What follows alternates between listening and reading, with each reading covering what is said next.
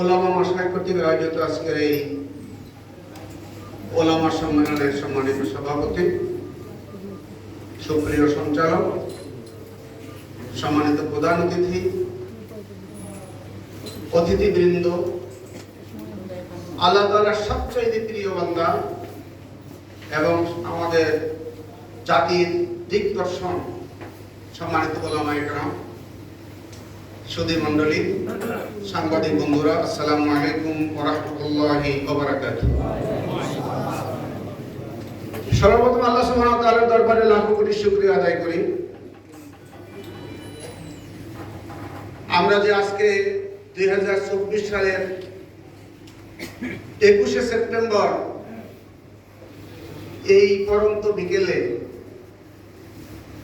আলেমদেরকে নিয়ে কি সমাবেশ করতে পারবো, এটি বিগত 2 মাস আগেও আমাদের কাছে কল্পনা ছিল। আল্লাহ তাআলার দরবারে লাখ শুকরিয়া, তিনি আমাদেরকে সেই নিয়ামত দান করেছেন, আলহামদুলিল্লাহ। ভাইজি, আমরা হৃদয় উজাড় করে বলি আলহামদুলিল্লাহ। আমরা স্মরণ করছি আজকে সেই 2006 সালের 28শে অক্টোবরের লগি বৈঠার তাণ্ডব থেকে শুরু করে 5 আগস্ট 2024 পর্যন্ত যারা শাহাদাত বরণ করেছে, আল্লাহ তাআলা যেন তাদের শাহাদাতকে কবুল করেন, আমিন।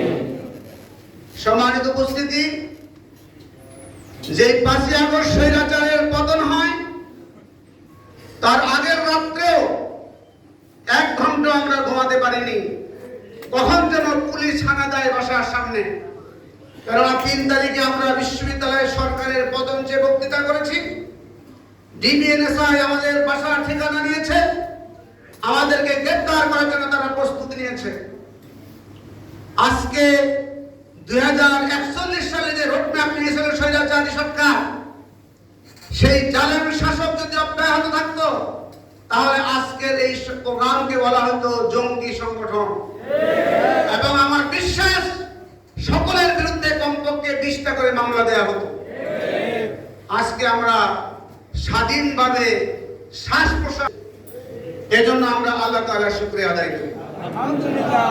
আপনারা যখন আমাদের আলোচকদের আলোচনা শুনে আপনারা যখন আনন্দ প্রকাশ করেছেন, আমি তখন 2006 সালের লগি বৈঠার তাণ্ডব থেকে শুরু করে বিডিআর বিদ্রোহের হত্যাকাণ্ড থেকে শুরু করে হেফাজতে ইসলামের শাপলা চত্বরের হত্যাকাণ্ড, আমাদের নেতৃবৃন্দের হত্যাকাণ্ড, অসংখ্য মায়ের বুক খালি করে অসংখ্য ভাইয়ের খুন গুমের কথা মনে করে আমার চোখে পানি চলে আসছিল।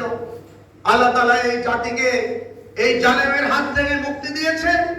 আমাদের শুকরিয়া আদায় করতে হবে, আমাদেরকে সিজদায় অবনত হতে হবে, আমাদের রবের সাথে সম্পর্ক বৃদ্ধি করতে হবে, আমাদেরকে ঐক্যবদ্ধ হতে হবে এদেশে ইসলামের পতাকা উড্ডয়ন করার জন্য।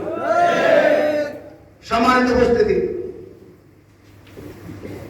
আমি আমার সময় যেহেতু খুবই কম, আমি আপনাদের কাছে যে মেসেজটি দিতে চাই সেই মেসেজটি হলো, আপনারা যারা আলেম, এই মাগুরা শহরের, এই মাগুরা জেলায় যতগুলো মসজিদ আছে, এই মসজিদে যে ইমাম এবং মুয়াজ্জিন আছে, সকল ইমাম এবং মুয়াজ্জিন যদি একত্রিত হয়, এই মাগুরা জেলায় যতগুলো আলিয়া মাদ্রাসা, কওমি মাদ্রাসা আছে, সকল শিক্ষক যদি একত্রিত হয়, এই মাগুরা জেলায় যতগুলো পীরের প্রতিষ্ঠান আছে, সকলে যদি একত্রিত হয়, তাহলে এই মাগুরা জেলায় কখনো কোনো স্বৈরাচারের জায়গা হতে পারে না। এই মাগুরা জেলায় কখনো কোনো ধর্মনিরপেক্ষতাবাদের জায়গা হতে পারে না। এই মাগুরা জেলায় কখনো কোনো জাতীয়তাবাদের জায়গা হতে পারে না।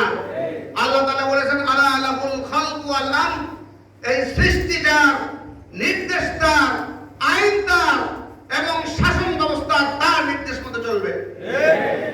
আজকে আমরা যদি খুব বেশি পুলকিত হই, আমরা যদি খুব বেশি আনন্দিত হই, তাহলে আমরা আমাদের গন্তব্যে পৌঁছতে পারবো না।